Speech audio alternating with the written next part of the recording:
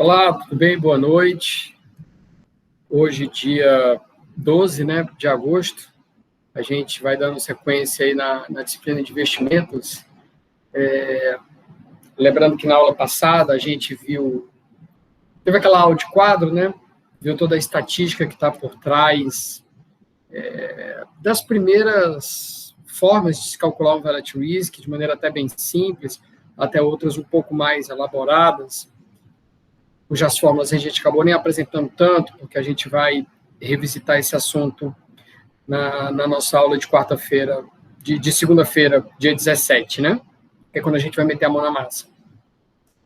Então, a gente viu o conceito de volatility risk, a gente viu um pouco da evolução histórica de volatility risk, a gente viu a importância de se ter uma distribuição de probabilidade adequada, senão você está recorrendo a uma premissa que pode ser falsa, a de que o teu retorno é gaussiano. Se ele não for, me parece que o teu volatility risk está comprometido, porque a gente precisa trabalhar com a área debaixo da tua distribuição de probabilidade.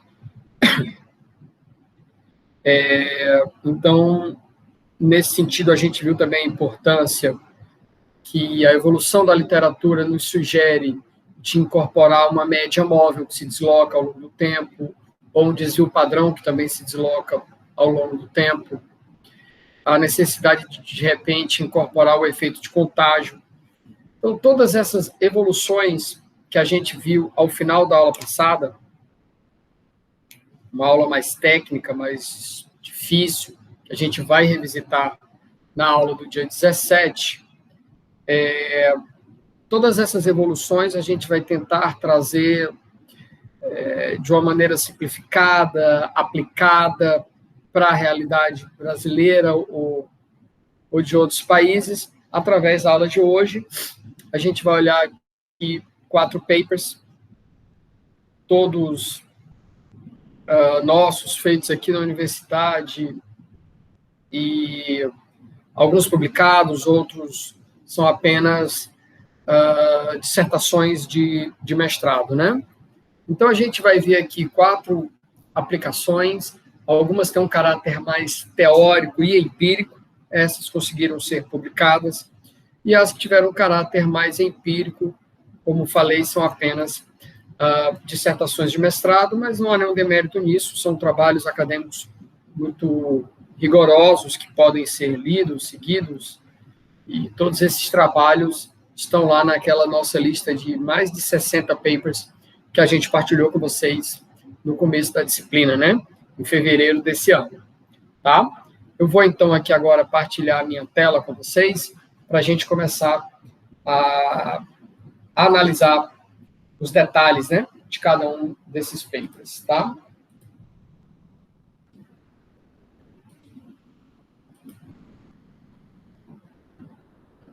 Maravilha.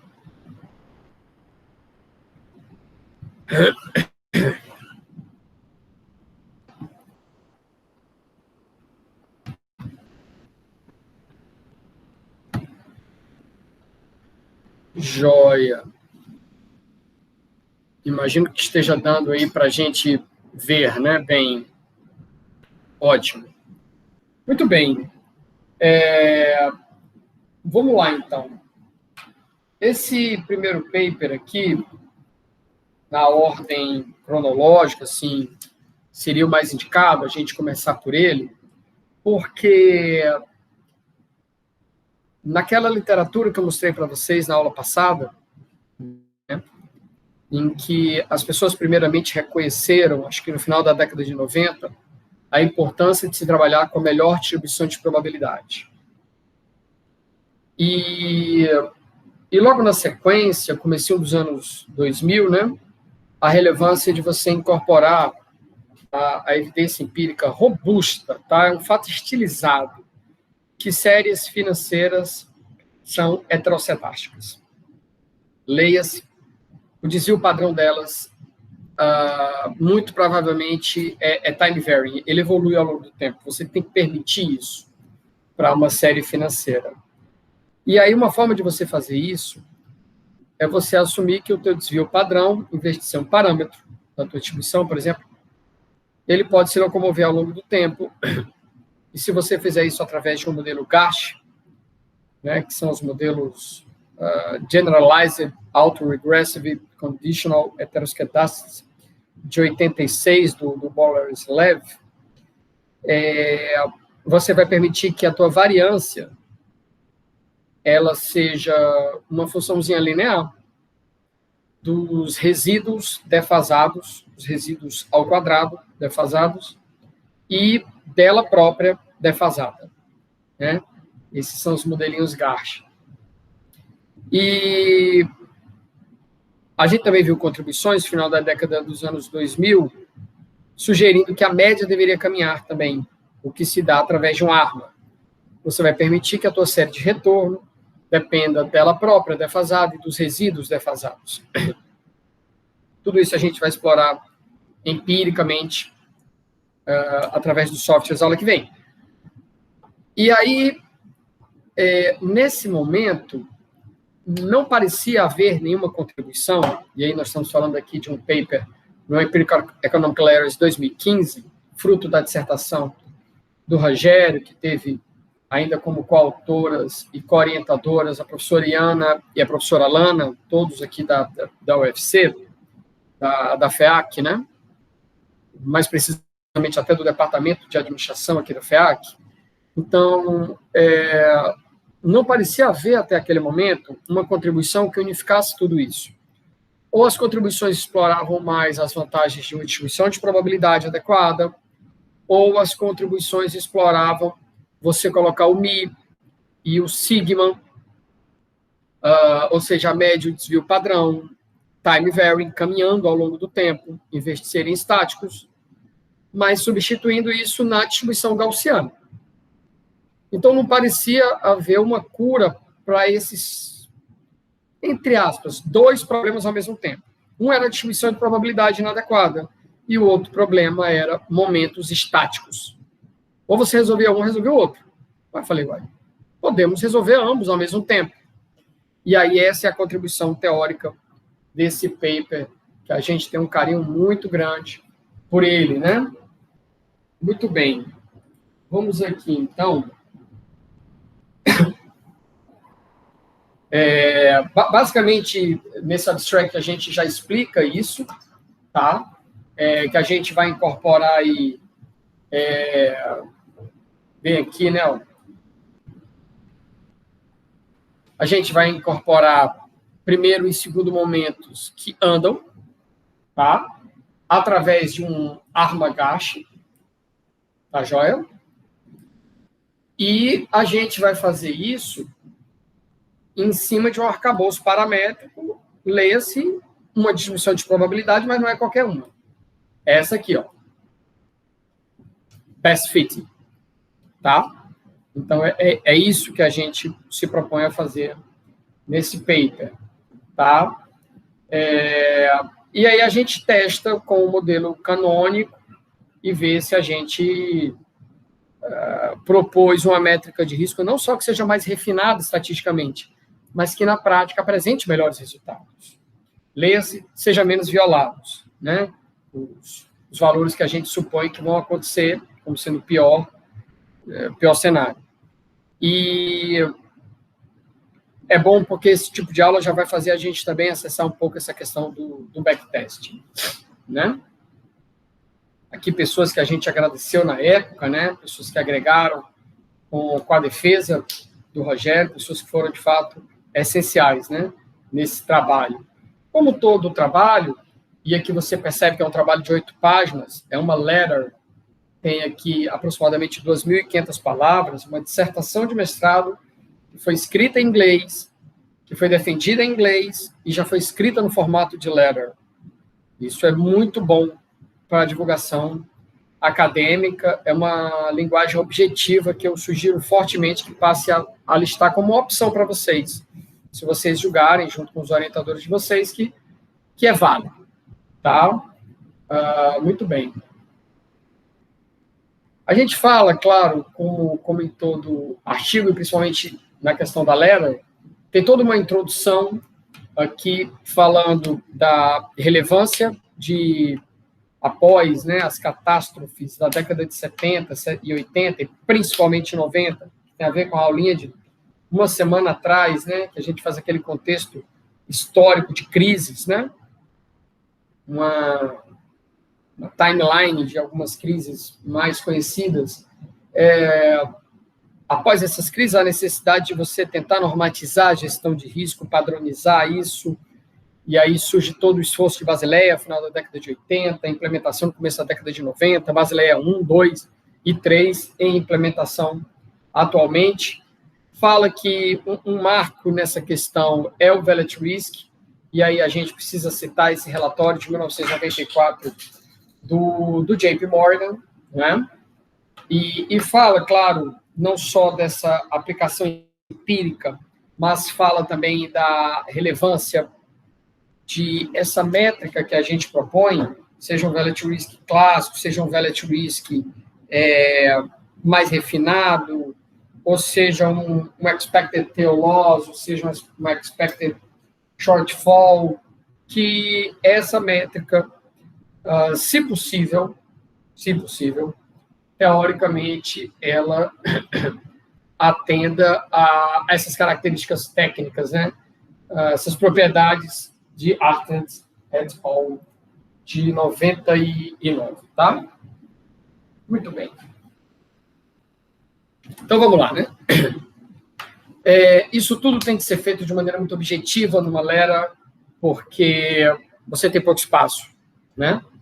Então, a gente já cita aqui que uma das coisas desse Vellet Risk básico é que ele assumia distribuição normal, e que a gente sabe que a literatura sugere que, empiricamente, os retornos não sejam normais, e a gente vai testar isso através de Arquibera, e aí a gente propõe, portanto, um Vellet Risk a partir de uma quantílica da Best Fitting, e que incorpore as propriedades que a gente sabe que os retornos são heterocedásticos, né?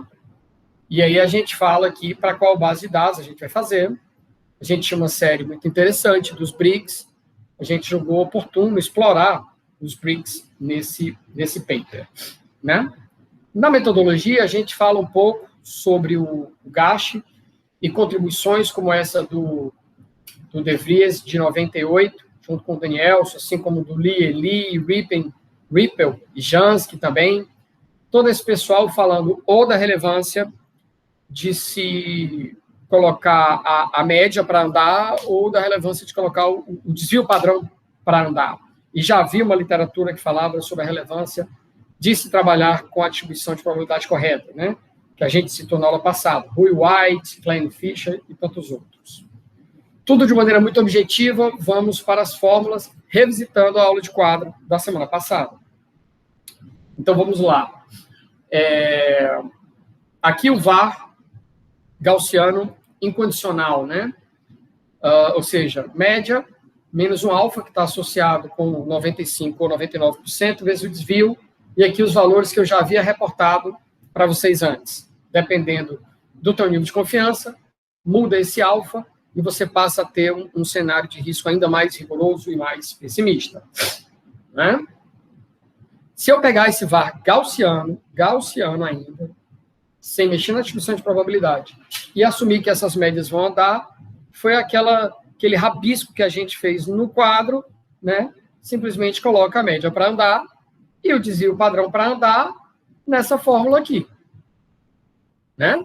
Eu pegava essa fórmula aqui original, simplesmente colocava mi e sigma para andar, porque mi e sigma, que é média de desvio padrão, que é o que a literatura de finanças sugere que caminha ao longo do tempo para ativos financeiros, coincidentemente já são os parâmetros de uma distribuição normal.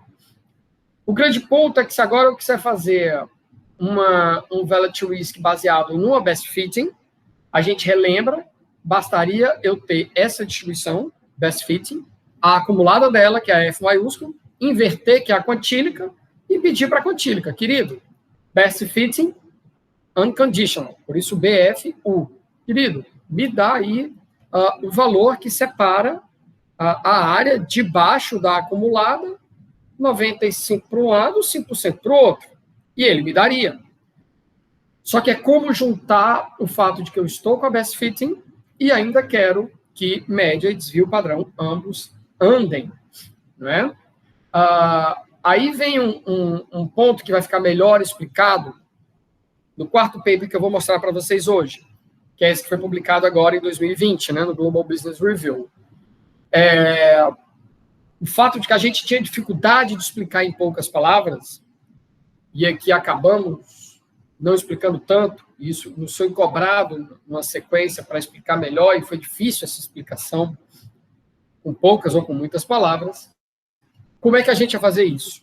Mas o grande pulo é que a gente precisa procurar no range de mais de 60 distribuições de probabilidade no EasyFit, por exemplo, que foi o software que a gente usou, dentre outros, lembrando que ele tem a versão free trial, a gente tinha que procurar aquela que desse o melhor fitting, porém, que tivesse como parâmetros apenas 2 parâmetros, e que eu conseguisse fazer a bijeção desses parâmetros com o Mi e o Sigma. Porque na hora que eu fizesse o Mi e o Sigma, a média e o desvio, que são momentos da distribuição, né? Momentos do retorno. Na hora que eu fizesse os momentos andarem via ARMA e via Gashi, eu fazia uma bijeção de Mi e Sigma, momentos centrados com os parâmetros, os 2 parâmetros dessa distribuição que fita bem o retorno, eu fazia a bijeção, eu passava a ter uma PDF, consequentemente uma CDF, consequentemente uma quantílica dessa distribuição de probabilidade com bom fit, eu passava a ter a quantílica dela não mais em função dos próprios 2 parâmetros, mas do Mi e do Sigma, botava Mi e Sigma para andar, e eu tinha uma best fitting com momentos time varying. Não é? Fácil de explicar, às vezes, no vídeo, não tão fácil em palavras. Né?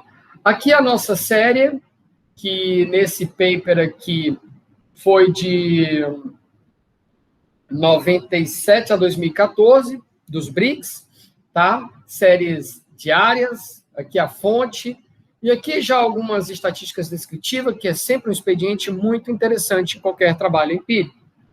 E mais importante do que ficar explorando um drawdown e tal, é perceber, por exemplo, kurtoses, que podem assumir um valor de 1 ou de 2, mas podem assumir um valor de 6 ou de 19, mostrando que não parece ser uma normal.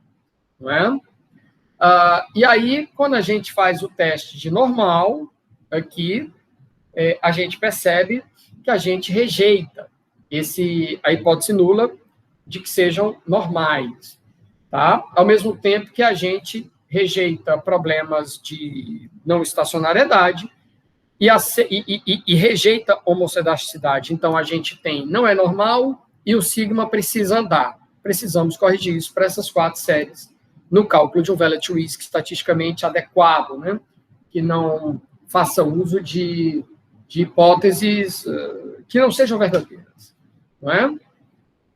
Aqui a gente percebe que é o seguinte, quando a gente foi no EasyFit, para os 4 retornos, né, para os 4 índices, né, o Russian Trade System da Rússia, o Ibovespa do Brasil, o Bombay Sensitive Index da Índia e o Shanghai Stock Exchange para a China, nos 4 casos, a Laplace foi a distribuição com melhor fit.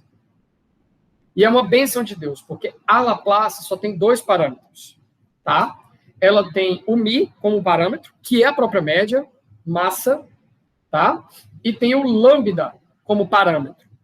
Não é o sigma. Só que o lambda, ele se relaciona com o sigma através de uma fórmula muito simples. Então, quem tem um lambda tem um sigma. Quem tem um sigma tem um lambda. Então, quando eu tinha a PDF da Laplace, dependendo de Mi e de lambda, eu substituí o lambda pelo sigma. Aí eu passei a ter uma PDF em função do Mi e do sigma.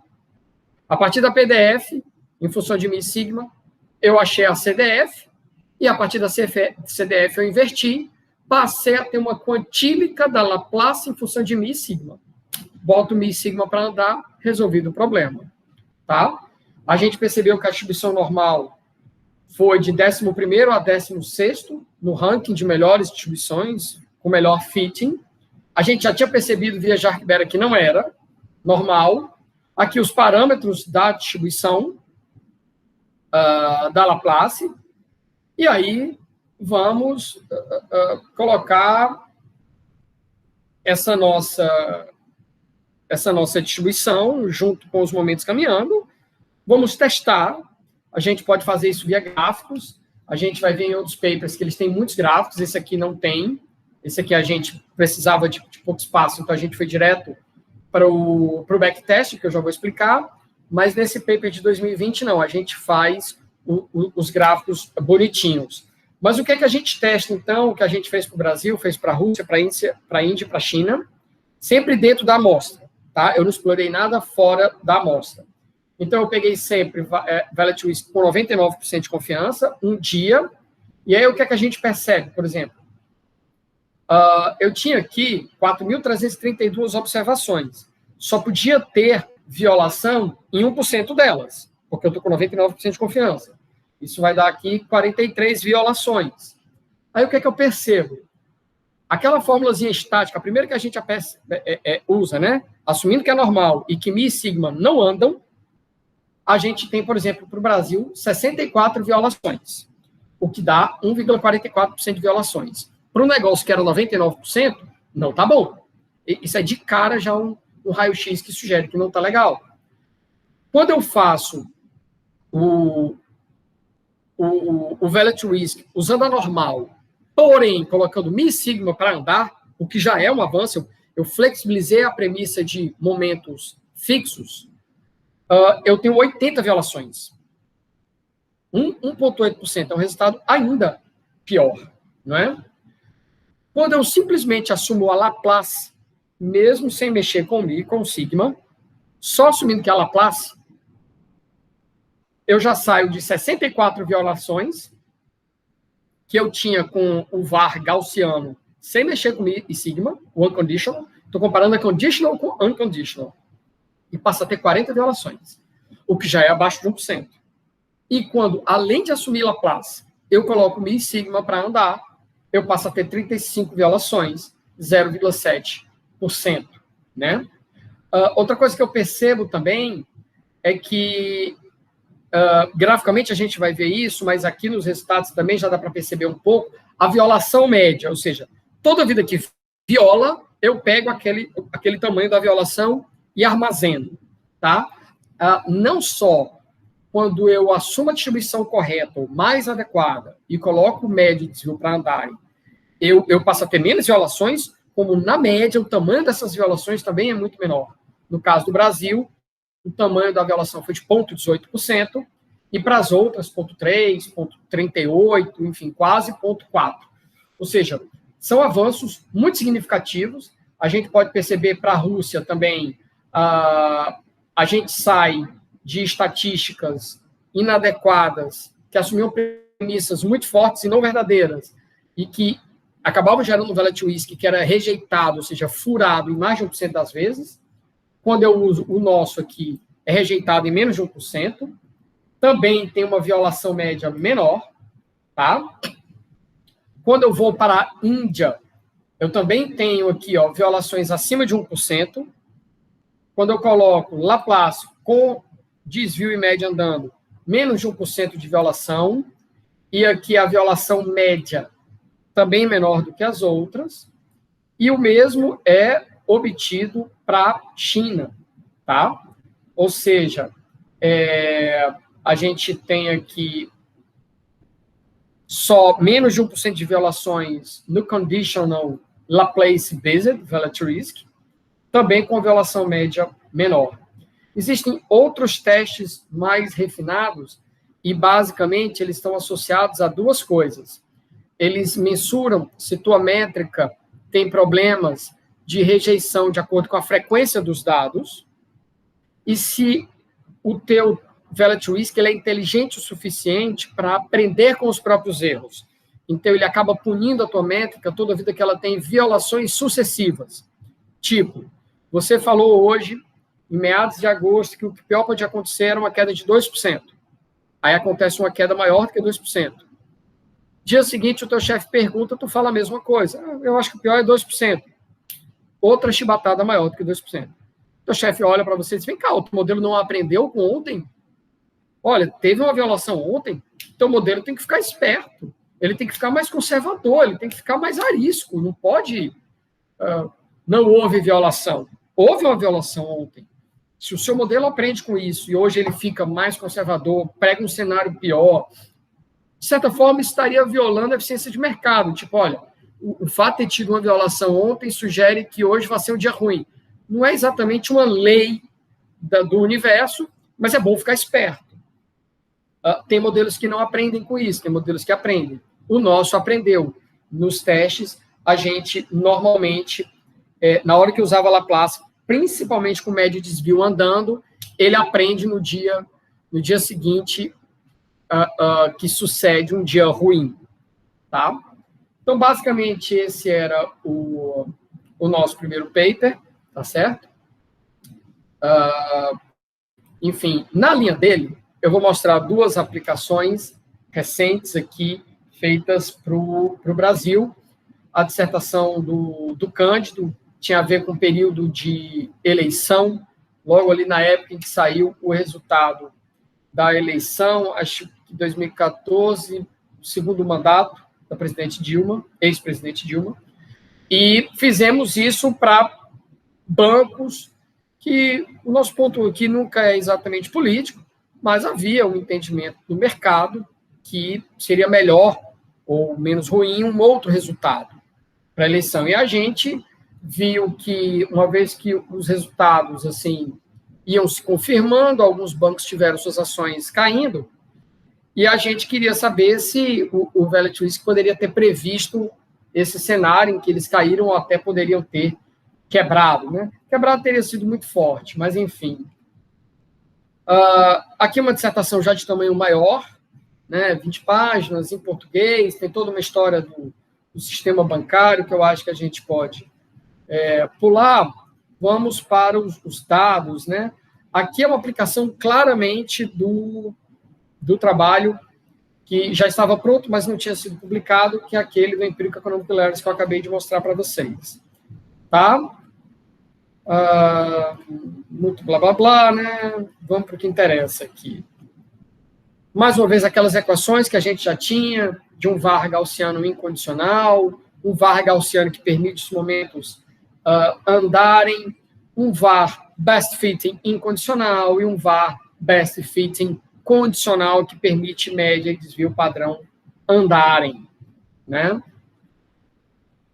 E aqui os testes que a gente fez para saber das violações médias, se o paper aprende, se o modelo aprende com os próprios erros.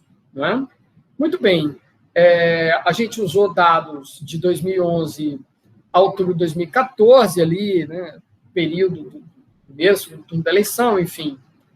Aqui um gráfico mostrando a evolução dos bancos, e esse gráfico por si só já justifica um pouco do paper, porque se a gente observar aqui, a gente tem aqui um comportamento, né, ali em meados do ano 2014, que o cenário de eleição já ia se configurando, nem precisa o resultado concreto sair para o mercado, que a forward não tem muito se antecipar, e você vê um período de muita conturbação, né, um período muito turbulento para os três bancos, né, assim, não dá nem para dizer que algum deles escapou. As três linhas estão muito juntas, mas já sugerem uma turbulência, oscilações muito fortes, né? Sei lá, você sai de um patamar em que aqui tu tem na tua conta de investimento quase R$1,60 e sai para um patamar um pouco acima de R$1, ou seja, uma queda superior a 50%, não daria 50%, daria mais de 30% de queda em pouco tempo, né? Então, um cenário turbulento justifica estudar, vamos ver se o Value Risk capta isso e é melhor do que o Value Risk gaussiano normal. Aqui as séries de retornos, eram retornos brutos, né, acumulados. Aqui retornos líquidos nominais diários, a série precisa ser plotada individualmente, porque senão fica uma confusão. E aí você percebe que há clusters de volatilidade, né, aqui para essa ação mais claramente. E mais do que isso, né, para o período que a gente quer analisar da eleição, tem um cluster de volatilidade muito grande. Assumir que essas séries têm volatilidade constante ao longo do tempo, graficamente, é um crime, não é? Aqui, estatística descritiva, como sempre. Jarque-Bera rejeitando fortemente a hipótese nula de normalidade. Não temos problemas de estacionariedade, séries heterocedásticas, ou seja, desvios que se mexem. Precisamos usar o nosso Value Risk. A distribuição que melhor se adapta é a logística, das que eu consigo fazer a manipulação do desvio padrão e média andarem. A gente percebe aqui que a distribuição normal ficou entre 12º e 16º ranking, e a melhor distribuição que eu consigo, que acabou sendo a mesma logística, não precisava ser, ela ficou entre 5º e 7º no ranking. Então, muitas vezes, a melhor distribuição foi uma distribuição tipo a Arrow, mas ela não dá para fazer o que eu quero, tá? Então, assim, dentre as que tem apenas 2 parâmetros, eu consigo fazer a abjeção dos parâmetros com Mi e Sigma, a que ficou melhor foi a logística, aqui os respectivos parâmetros, e aí a gente já pode ir para a estimação do modelo Armagashi, que a gente acabou nem detalhando muito na letter da Empirical Economic Letters que eu acabei de apresentar, mas aqui basicamente, está pequenininho, mas dá para ver. Aqui é o modelo do retorno, em função do retorno defasado, tá? E de resíduos defasados, assim como a variância, que depende de resíduos ao quadrado também defasados, e depende dela própria defasada. Tá? Então, aqui, para o Banco do Brasil, um AR1 e um GASH1 resolveu. Para o Bradesco, um ARMA 2,2, um GASH 1,1. Esses números têm a ver com a quantidade de defasagens. E para o Itaú, o melhor modelo foi um ARMA 2,2 e um GASH 2,2. São modelos minimamente parcimoniosos, a gente não testou nada com mais do que 2 defasagens. Aí, a partir desses armas, gastos específicos, a gente consegue a série do Mi, do Sigma. Aqui não tinha efeito contágio, então foram modelos univariate, tá? Certamente o efeito contágio existe, seria um aprimoramento nesse tipo de paper, tá?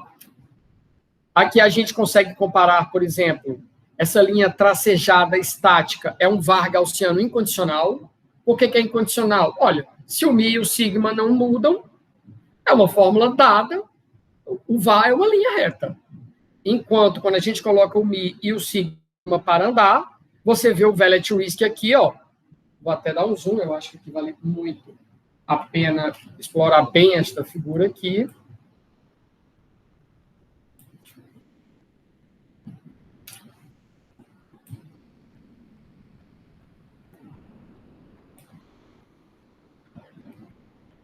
Essa série cinza aqui, que você pode ver, esse eletrocardiograma, é o retorno da ação em questão aqui a cada dia. Suponho que seja Banco do Brasil, por exemplo.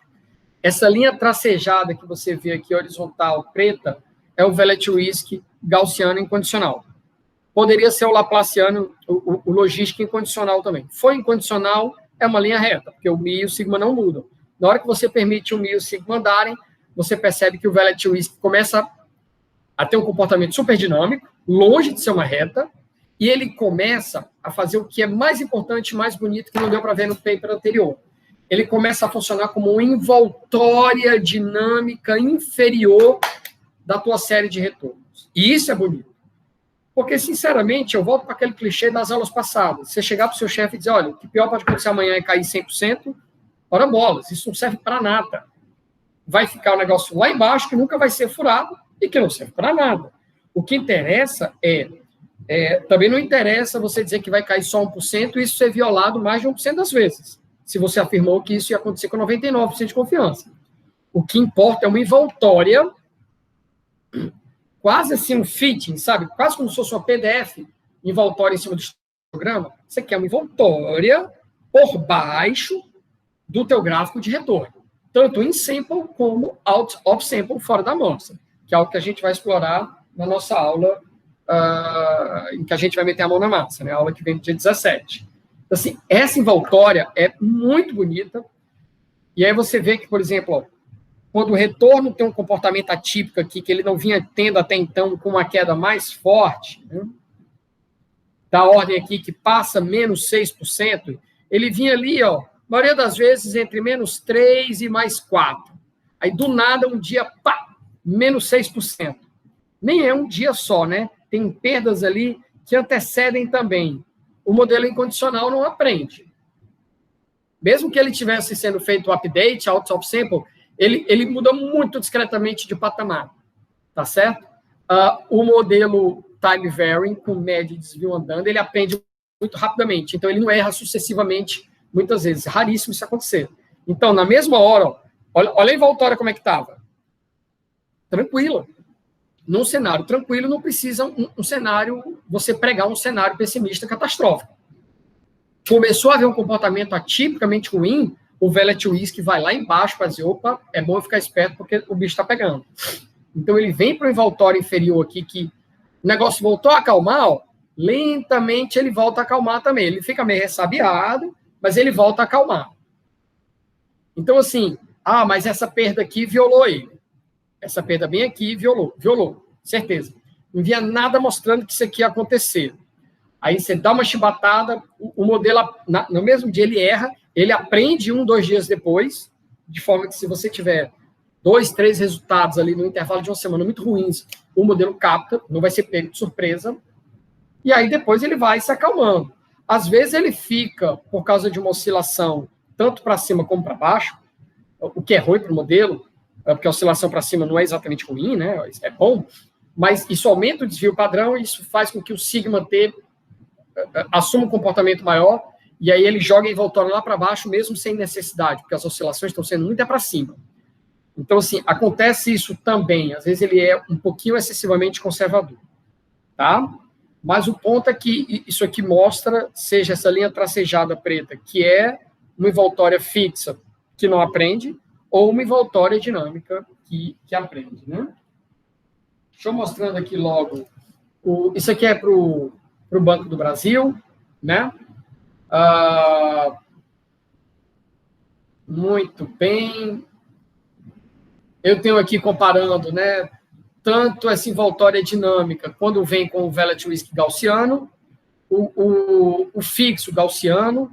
Aqui eu tenho o fixo logístico, e aqui eu tenho o logístico dinâmico, que você percebe que ele se destacou muito do gaussiano e acabou ficando muito conservador, né?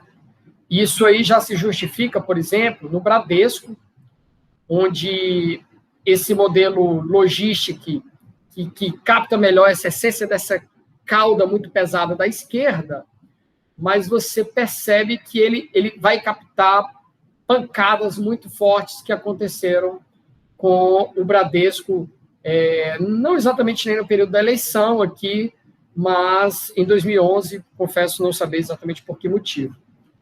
E tem também Itaú Unibanco, né? Tem um cluster de volatilidade em 2011 e tem o de eleição. O modelo dinâmico vai pegar isso muito bem, né? E aqui, resultado dos testes, o que é que a gente percebe? O VAR Logistic condicional, 0% de violação, 0,2% e aqui 0%, dependendo dos 3 bancos. E os outros modelos costumam ter mais de 1% de violação, né? O VAR Logístico incondicional para o Itaú, ou o VAR Gaussiano condicional, até às vezes satisfaz, mas às vezes não. E muitas vezes a gente satisfaz a questão de rejeitar os outros testes que têm a ver com erros sucessivos que não são aprendidos pelo modelo. Na mesma linha desse, uma dissertação defendida em período parecido do meu amigo Patrick, usando a mesma ferramenta, né? Eu vou rápido aqui, porque não há tanta novidade, tá? A gente fez, só que para um grupo de empresas que sempre me chamou muita atenção, que eu não gosto muito, pelo seu acionista majoritário, esse grupo de ações X, né? Enfim, e aí a gente fez para algumas dessas ações num período bem conturbado para elas, tá? Mais uma vez, um trabalho, deixa eu ver de quantas páginas aqui.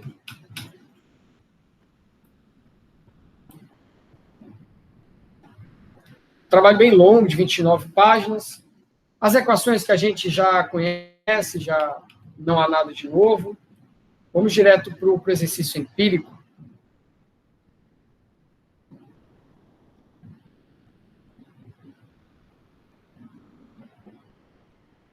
Aqui a gente acabou fazendo uma revisão maior sobre a teoria de Volatility Risk. Aqui as empresas analisadas e o período 2006 a 2013, um período bastante longo. Empresas que em algum momento tiveram aí quedas muito fortes por razões distintas, não é? Claramente cluster de volatilidade, ó.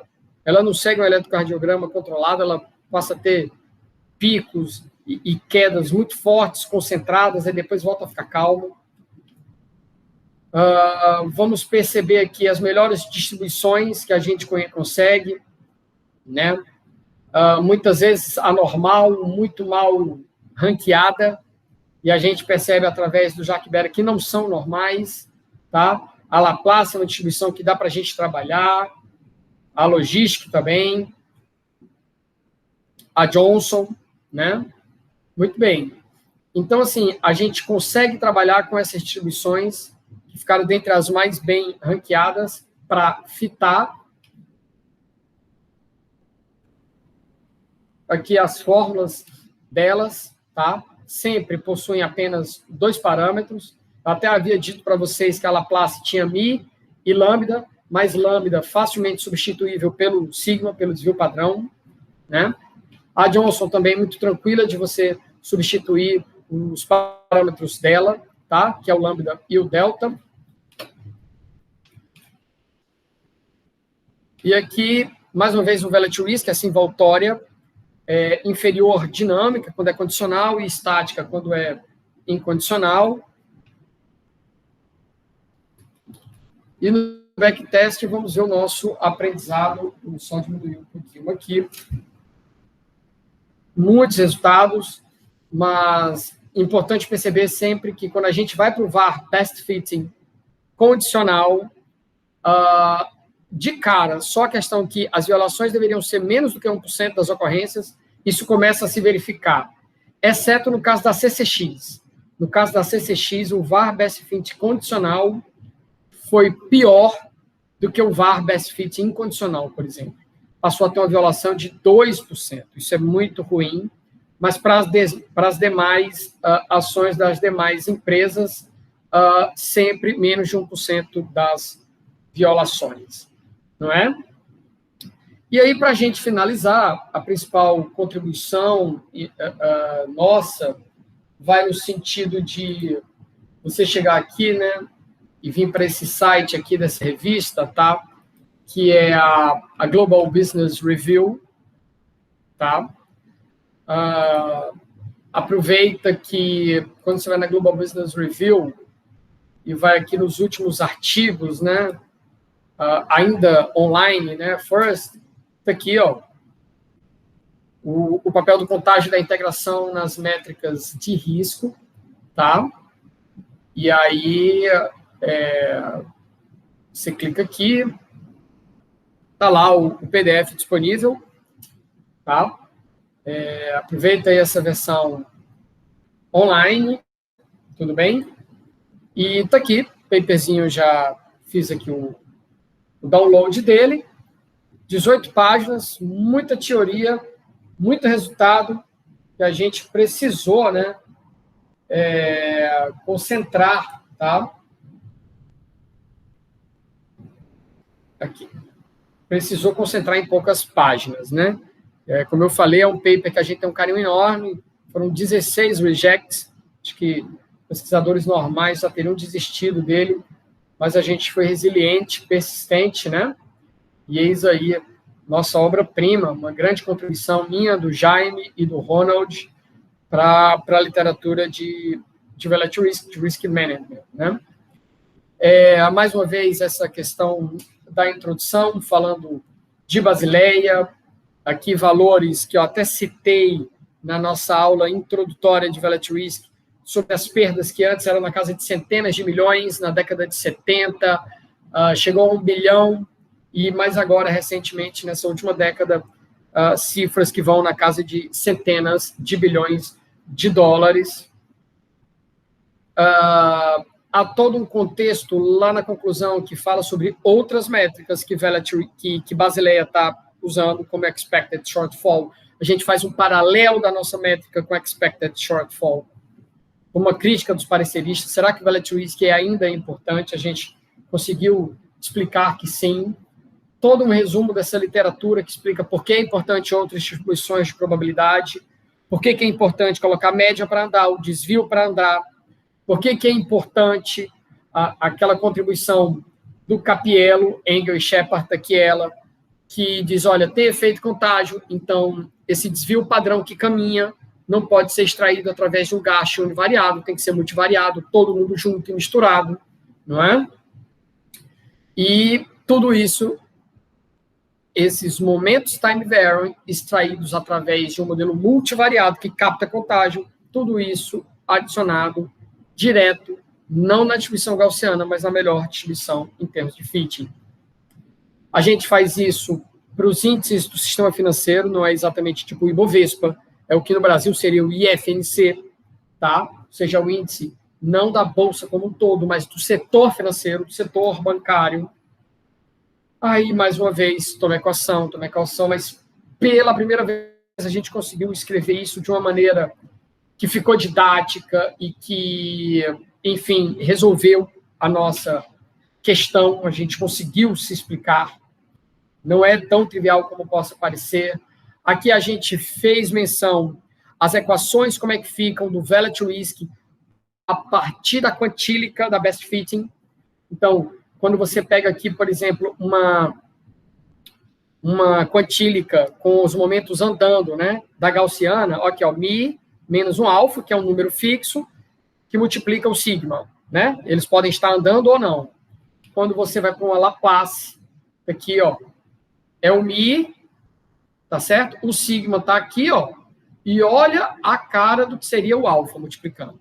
É isso aqui, ó. Logaritmo neperiano envolvendo isso aqui. E aqui o 99% está aparecendo, senão muda o alfa. E, de maneira parecida, um VAR aqui também, quando a equação segue, o retorno segue uma hiperbólica secante. Tá bom? Muito bem. Aqui, né, a equação. Envolve o sigma, envolve o mi e alguns outros números que têm a ver com o nível de confiança.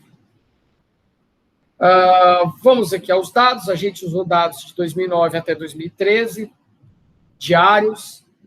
Aqui, os índices que usamos. São aí alguns dos maiores sistemas bancários do mundo, né?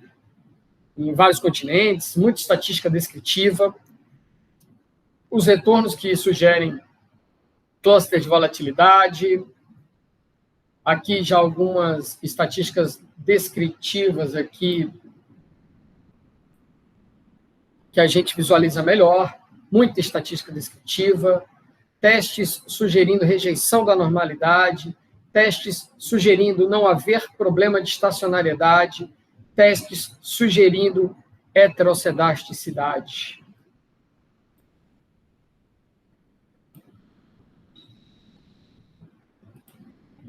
Muito bem. Aqui as distribuições que melhor fitaram, sempre entre as 3 primeiras, e muitas vezes sendo a the best, ou a hiperbólica secante, ou a Laplace, que, beijo a Deus, permitem a abjeção dos parâmetros como I e sigma, a normal mal ranqueada, como é normal. Aqui as estimações dos sigmas T, percebe como isso oscila, né? Em vez de ser uma coisa fixa, os desvios padrão ao longo do tempo se mexem bastante. Isso, óbvio, vai fazer toda a diferença no Volatility Risk. Aqui as envoltórias, seja esse preto mais fino, seja esse cinza um pouco mais espesso, e aqui embaixo a gente explica, né? Esse cinza mais espesso é o VAR de Basileia e o VAR que a gente propõe, Best Fitting, com retornos como momentos time varying, né? é a linha preta fininha, não é? Um dia à frente, 99%, e aqui resultados que normalmente mostram, a gente pode até olhar aqui na conclusão, a gente não comentou aqui, deixa eu ver onde a gente... Acho que vai para a conclusão mesmo, onde a gente fala para que ativos os resultados mostram que o nosso Volatility Risk é uma contribuição, né? Deixa eu ver se a gente explica isso no texto também, além das tabelas, né? Olha, Volatility Risks univariados, né? Que são rejeitados, às vezes, para países como Austrália, Canadá, Estados Unidos, México. No nosso caso, o nosso Volatility Risk, que é time varying e incorpora o efeito contágio bancário, pela primeira vez nessa literatura, foi rejeitado em termos de quantidade de violações, né, percentual de violações, apenas para a Austrália. Tá?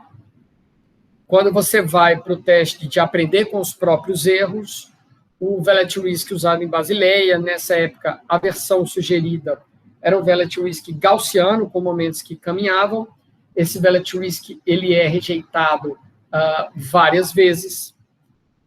Ele é rejeitado em mais de 1% das vezes para todas as economias, tá? Enquanto o nosso não tem muito esse tipo de problema. Ele aprende com os próprios erros. Tá?